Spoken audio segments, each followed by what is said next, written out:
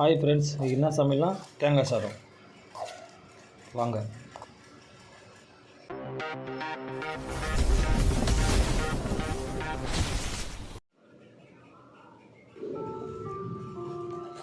தேங்காயை நல்லா திருவிக்கலாம்.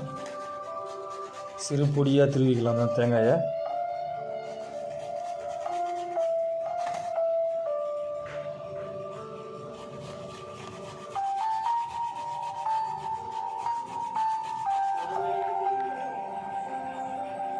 எடுத்து ஒரு உரமாக வச்சுக்குவோம். வெங்காயத்தை சிறுசாக கட் பண்ணிக்கலாம். ஒரு வெங்காயம். அடுப்பு பற்ற வச்சுக்குவோம். நல்லெண்ணெய் ஊற்றிக்கலாம். தேங்காய் எண்ணெய் ஊற்றிக்கலாம்.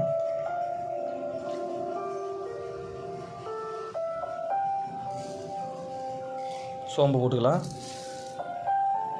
கடலைப்பருப்பு, உளுந்து, நல்லா பொடியாக வறுத்துக்கங்க. பொன்னிறமாக மிதமான தீயை வச்சுக்கோங்க. வெங்காயத்தை சேர்த்துக்கலாம். கருவேப்பிலை, 2 பச்சை மிளகா நல்லா வதக்கலாங்க. இது நல்லா கோல்டன் ப்ரூவில் வந்தால் போதும்.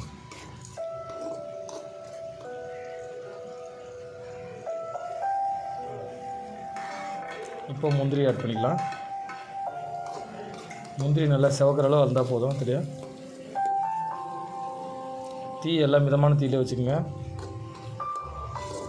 அதை வச்சு வறுத்தா தான் நம்மளுக்கு நல்லாயிருக்கும். முந்திரி கறிக்குச்சுன்னா கச்சப்பேத்து போயிடும். அப்புறட்டு ருசி மாறி போயிடும். உப்பு வெங்காயக்காக லைட்டாக சேர்த்துக்கலாம். நல்லா வெங்காயம் சீக்கிரமாக வந்துடும், அதுக்காக உப்பு. நெய் சேர்த்துக்கலாம். ஆப்ஷன் தான், வேணுன்னா நீங்கள் சேர்த்துக்கலாம், இல்லை வேணாம் விட்டுடலாம்.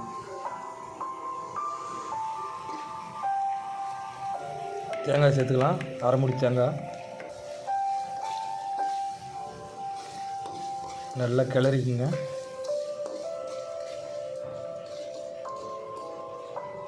அழகாக கிளறிக்குவோம். தீ மிதமாக தீயும் வச்சுக்கலாம். இப்போது நல்லா வந்துருச்சு. இப்போ சாதத்தை போட்டு நல்லா ஒரு கிளறிக்குவோம்.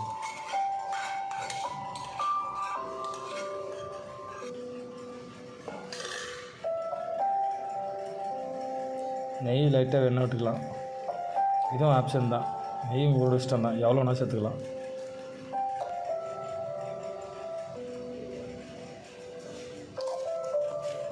நல்லா அடிப்பகுதியிலேருந்து மேல் ஓட்ட வரைக்கும் நல்லா கிளறிக்குங்க. அப்போ தான் பரவல தேங்காய் பருவம் ருசியாக இருக்குது. அப்போ தான் இப்போது நல்லா பரட்டி விட்டாச்சு. இப்போது சாப்பாடு தேங்காய் முந்திரி மணக்க சாப்பாடு.